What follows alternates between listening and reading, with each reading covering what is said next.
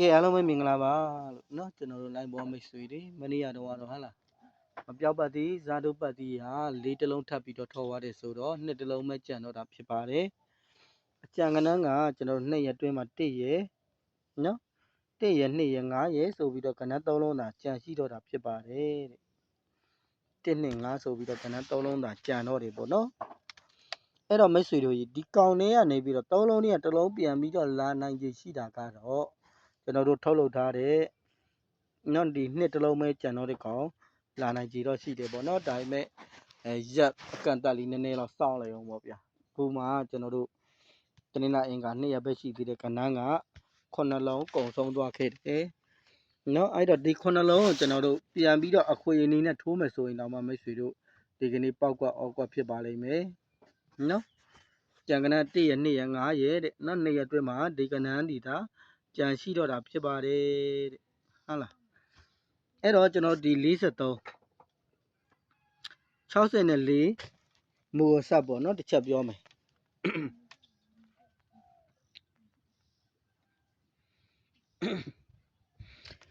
64ဆိုတဲ့မူအဆက်ခါးလည်မှာကျွန်တော်တို့64ဆိုအလဲ10ပြည့်ဖြစ်တယ်လဲ10ပြည့်ဖြစ်တော့2ရက်တွင်းမှာ2ကွန်ဘရိတ်နော်ဟုတ်လား2ရက်တွင်းမှာ2ကွန်ဘရိတ်ပြန်ပြီးတော့ကြတတ်တယ်တဲ့မိတ်ဆွေတို့ကြီးနော်ဒီမှာရှိတဲ့6တစ်ပေါင်းချင်းဒီအလဲ10ပြည့်အဲ့ဒီအလဲ10ပြည့်ကြောင့်2ရက်တွင်းမှာ2ခွန်ပရိတ်ကြပေးရမယ်ဆိုတဲ့ခါကျတော့ကျွန်တော်တို့60နဲ့1ဆိုပြီးတော့မှခွန်ပရိတ်နဲ့ဆင်းသက်ခဲ့ပါတယ်အခုတို့တွေ60နဲ့4ဆိုတဲ့အလဲ10ပြည့်ဒါဆိုရင်ကျွန်တော်တို့ဒီ2ရက်တွင်းမှာတဲ့2ခွန်ပရိတ်ကြပေးရမှာဖြစ်ပါတယ်နော်ကဲဟုတ်ပြီဒီနေရာလေးမှာတစ်ချက်ကြည့်မယ်သူပေးနေတဲ့အသွားလာလေးတစ်ချက်ကြည့်မယ်641ချင်းနောက်တစ်ရက်မှာ4တလုံးနဲ့လာခဲ့တယ်161ချင်း6တစ်ဆိုပြီးတော့မှထွက်ခဲ့တယ်201ချင်း89လို့ထွက်ခဲ့တယ်831ချင်းမနက်3ညနေ3နဲ့611ချင်းပါတဲ့เนาะဒါဆိုရင်နေကုန်းနဲ့เนาะညနေခင်းမှာကျွန်တော်တော့ကြိုက်တယ်ပေါ့เนาะ1တလုံးနဲ့ပတ်သက်ပြီးတော့ဟုတ်လား1တလုံးနဲ့ပတ်သက်ပြီးတော့ညနေခင်းမှာတော့ကြိုက်နဲ့တတ်ထားပါတယ်အားလုံးပဲเนาะကဲဒါဆိုရင်တို့ဒီအပြီးပေါက် site ကလေးတွေတစ်ချက်လောက်တွားကြည့်ကြရအောင်ပေါ့ဗျာเนาะ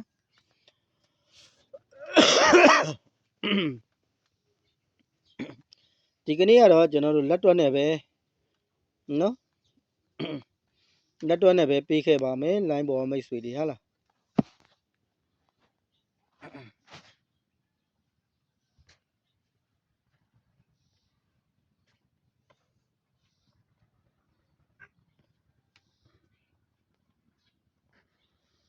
အဲ့တော့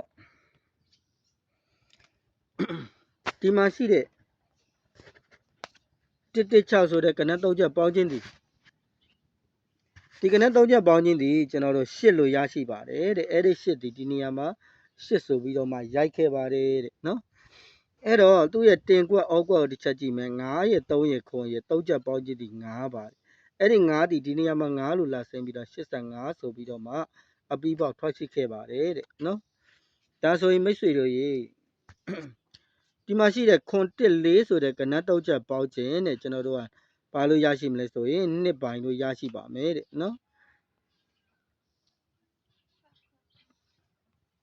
2ပိုင်းလို့ရရှိပါမယ်တဲ့အဲ့ဒီ2ဒီနေရာမှာ2ဆိုပြီးတော့မှထွက်ရှိခဲ့ပါတယ်တဲ့နော်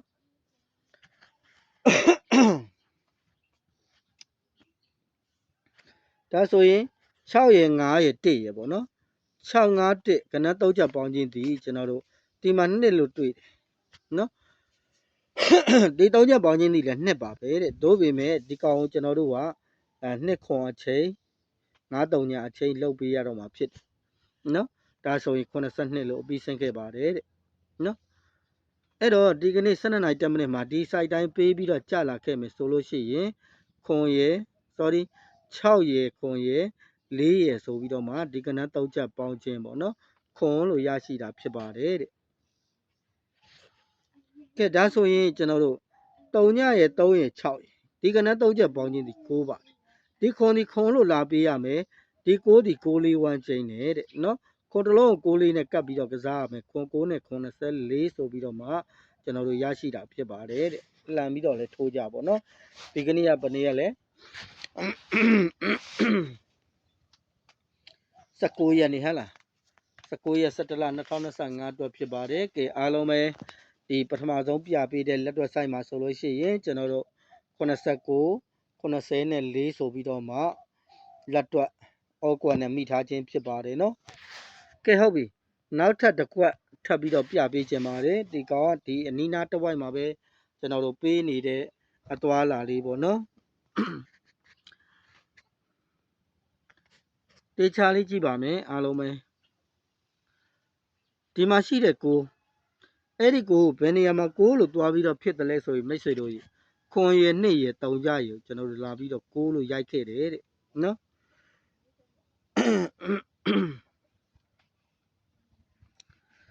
ကဲထပ်ပြီးတော့ကြည့်မယ်ဒီအောက်မှာရှိတဲ့နော်တစ်ပါတဲ့အဲ့ဒီတစ်ဒီထိုနည်း၎င်းပဲ3983ဆိုပြီးတော့မှကျွန်တော်တို့တစ်နဲ့ရိုက်ခဲ့ပါတယ်တဲ့ဒါဆိုရင်ကျွန်တော်တို့ဒီမှာကြပေးရမယ်ကြပင်ဒီနှစ်လို့ရှိတယ်နော်နှစ်လို့ရှိတယ်အဲ့တော့ तू ကနှစ်လို့ရှိတယ်ဆိုတော့ဒီမှာ3နဲ့6နဲ့တို့တွေရှိတယ်ဒါဆိုရင်ပါထိတ်3ထိတ်လာပေးရမယ်ဒီတိုင်းဆိုရင်3ထိတ်ပေါ့နော်အဲ့တော့3ထိတ်လာမယ်ဆိုရင်ကျွန်တော်တို့နှစ်တစ်လုံးနဲ့ညီမျှပါတယ်တဲ့ဒါဆိုရင်တို့တွေနောက်ပိတ်လိုင်းလေးတစ်ချက်သွားကြည့်ကြရအောင်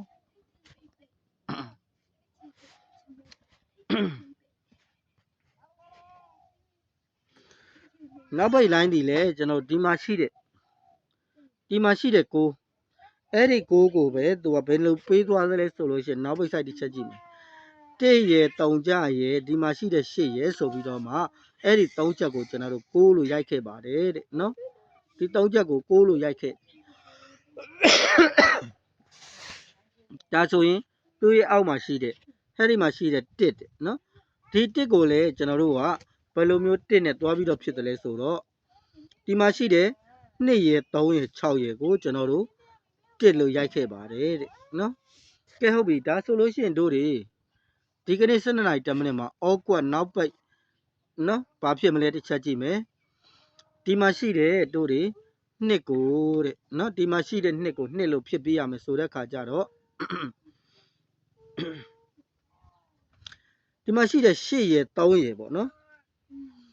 8 3နှစ်ချက်ပေါင်းချင်းသည်1လို့ဖြစ်တယ်တဲ့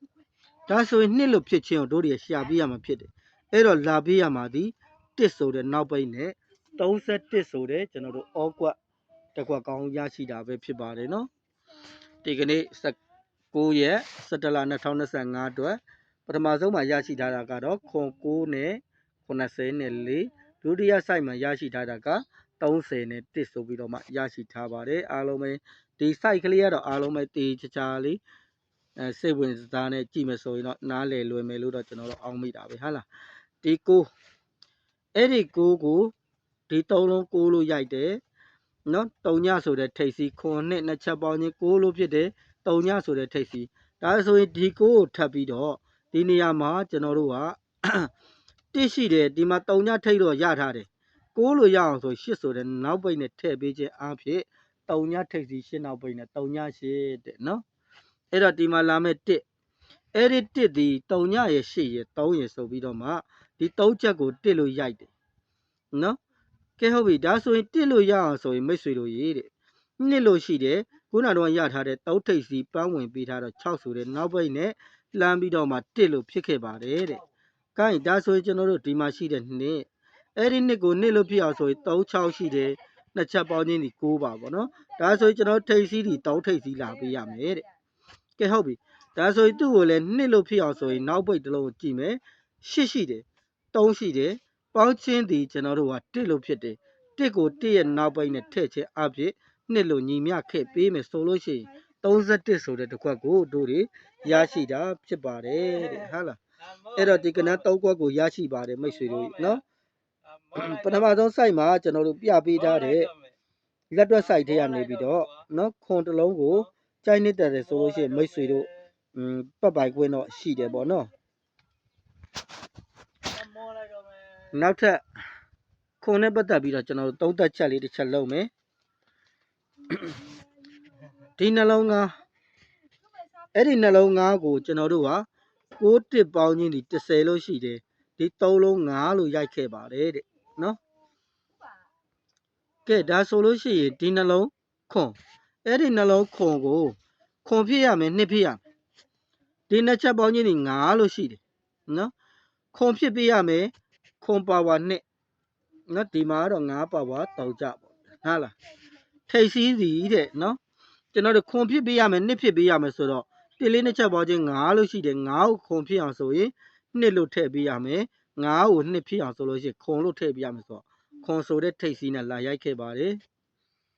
အဲ့တော့သူ့ရဲ့အောက်ကိုတစ်ချက်ပြန်ပြီးတော့ကျွန်တော်ကြည့်မယ်တစ်ခွန်နှစ်ချက်ပေါင်းချင်းဒီ10ပါ10ရဲ့ပါဝါဒီ3လို့ရှိတယ်ပေါ့နော်8 3အဲ့တော့ဒီမှာကျွန်တော်တို့2 6နှစ်ချက်ပေါင်းချင်းဒီ8လို့ရှိတယ်8လို့ဖြစ်အောင်ဆိုလို့ရှိရင်3ညဆိုတဲ့ထိတ်စည်းထည့်မယ်3ဆိုတဲ့ကောင်ဖြစ်အောင်ဆိုလို့ရှိရင်9ဆိုတဲ့ထိတ်စည်းထည့်မယ်3ညထိတ်စည်းနဲ့ကြာဆင်းခဲ့ပါတယ်တဲ့နော်ဒါဆိုရင်မိတ်ဆွေတို့အောက်မှာဆက်ပြီးတော့ကြည့်မယ်ဒါပတ်တိပိုင်းဆိုင်ရာနဲ့ကျွန်တော်တို့သုံးသက်ချက်လေးပေါ့နော်နှစ်ချက်ပေါင်းချင်းဒီ3ပါ3ပါပါ8ပါနော်8ခုနှစ်ချက်ပေါင်းချင်း9လို့ရှိတယ်တဲ့9ကို3ဖြစ်အောင်ဆိုလို့ရှိရင်ကျွန်တော်တို့က8လို့ထိတ်စီးထည့်ပေးရမယ်9ကို8ဖြစ်အောင်ဆိုရင်3ဆိုတဲ့ထိတ်စီးပန်းဝင်ပေးခဲ့ပါတယ်တဲ့နော်ကဲဟုတ်ပြီဒါဆိုရင်သူ့ရဲ့အောက်မှာဆက်ပြီးတော့ကျွန်တော်တို့ကြည့်မယ်8 9နှစ်ချက်ပေါင်းချင်းဒီတဲ့နော်ခွန်နှစ်1ချင်းပါတဲ့ sorry ခွန်နှစ်ဖြစ်ချင်းကိုကျွန်တော်တို့ရှာပေးရမှာဖြစ်ပါတယ်အဲ့တော့ထွေထူးတော့ရှာစရာတော့မလိုမိတ်ဆွေတို့6 4နှစ်ချက်ပေါင်းချင်းဒီ10လို့ရရှိထားပြီးတော့10ကိုခွန်ဖြစ်အောင်ဆိုရင်ကျွန်တော်တို့ခွန်ထိတ်စီးထည့်မယ်10ကိုနှစ်ဖြစ်အောင်ဆိုရင်နှစ်ထိတ်စီးထည့်မယ်ဒါပဲအဖြစ်ရတော့ဗောနော်အဲ့တော့ခွန်နဲ့ပတ်သက်ပြီးတော့ကျွန်တော်တို့နီလန်း2ခုရရှိတာဖြစ်ပါတယ်နော်ခုနတော့ရရှိထားတဲ့ခွန်4ရဲ့ခွန်9ရဲ့တဲ့ဟုတ်လားအဲ့ဒီနှစ်ကွက်ကိုထိုးပြီးတော့ကစားပိုင်ခွင့်ရှိပါတယ်အားလုံးပဲပေါက်ကွက်အောက်ကွက်စပယ်ရှယ်မိကြပါစေလို့ဆုမကောင်းတောင်းမိပါတယ်ဗျာကနပ်ပြန်ပြီးတော့ရေးပေးပေးခဲ့မယ်ပေါ့နော်ဒါကတော့ပတ်တိ site ကိုပြန်ပြီးပြပေးခြင်းဖြစ်တယ်တကယ်လို့မိတ်ဆွေတို့ပတ်တိကြိုက်ကြတယ်ဆိုလို့ရှိရင်တော့ဒီ site နဲ့ကျွန်တော်ထုတ်ပေးထားတဲ့ခွန်တစ်လုံးကိုမိတ်ဆွေတို့ကြိုက်ပိုင်ခွင့်ရှိပါတယ်ပတ်ချင်ကြတဲ့မိတ်ဆွေတွေပေါ့နော်မနေ့ကတော့4နှစ်တစ်လုံးကြက4တစ်လုံးကျွန်တော်တို့ထွက်သွားခဲ့တယ်ပေါ့နော်ထိုင်းစတော့ကတော့ဗာကြမလဲကျွန်တော်တစ်ချက်ကြည့်လိုက်အောင်ပေါ့နော်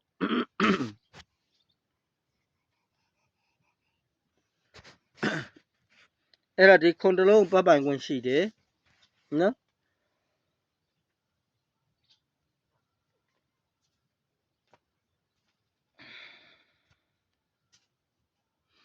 ပထမဆုံးမှာတို့တွေရှာဖွေထားခဲ့တဲ့ခွန်4ရဲ့ခွန်9ရဲ့နော်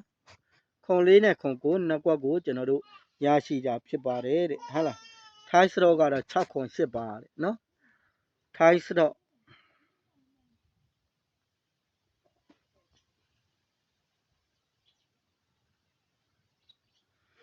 6ခွန်တစ်လုံးကြလို့ရှိပါတယ်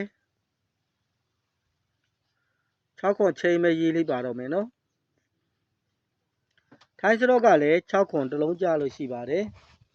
အဲ့တော့ခွန်4နဲ့90နဲ့9ဟုတ်ပြီဒါဆိုရင်ကျွန်တော်ကနောက်ထပ်တစ်ခွက်ထပ်ပြီးတော့ထည့်ပေးမယ်နော်90နဲ့3နဲ့ဟုတ်လားပြီးရင်တော့တို့တွေခုနကတော့30နဲ့1တစ်ခွက်ကိုရရှိထားတာဖြစ်ပါတယ်ဒါပဲဒီကနေ့17ရက် sorry 19ရက်17လ2025တဲ့နော်မနက်ခင်း7:10မိနစ်အားလုံးပဲပေါက်ကွက်အော်ကွက် special မိပါစေလို့ဆုမကောင်းတောင်းပေးရင်ဖြစ်အားလုံးပဲနှုတ်ဆက်ပါတယ် like and subscribe လေးတွေနှိပ်ထားမယ်တိုက်ရိုက်တွေ့လို့ရအောင်ပေါ့နော်ကဲဟုတ်ပြီမပြောက်ပတ်တီးရတော့တစ်လုံးပဲကြံတော့မယ်အဲ့ဒီတစ်လုံးတော့နည်းနည်းနောက်ဆုတ်ထားမယ်အပူလိုက်တဲ့မိတ်ဆွေတွေကအပူလမ်းကြောင်းတွေတော့ရှိတယ်ဒိုးပေတော်ညာလဲကျွန်တော်တို့ဟာလား line ပေါ်မှာရော software တွေမှာရောအပူလိုက်တဲ့ထိုးတာနည်းနည်းများနေတယ်ပေါ့နော်များနေတယ်ဆိုတဲ့အခါကျဒီကောင်တွေပေးချင်ပြီးတော့နည်းနည်းအင်တင်လုံနေတဲ့အနေအထားမှာရှိတယ်ဒါကြောင့်မလို့အပူလိုက်သမားတွေခိတခဏနားထားအောင်ပေါ့နော်ကျွန်တော်ကတော့ကလင်နာနဲ့ထောက်ထားတာတနင်္လာမှာကြာမကြအင်္ဂါမကြဘူးဆိုရင်တော့မကြတော့ဘူးပေါ့နော်ဒီလိုမျိုးသုံးသပ်ထားတယ်ဟာလားကဲဟုတ်ပြီအားလုံးဘိုင်ဘိုင်မှာကိုလက်ပါအစဉ်ပြေကံကောင်းကြပါစေလို့ဆုမကောင်းတောင်းမိပါတယ်ဗျာ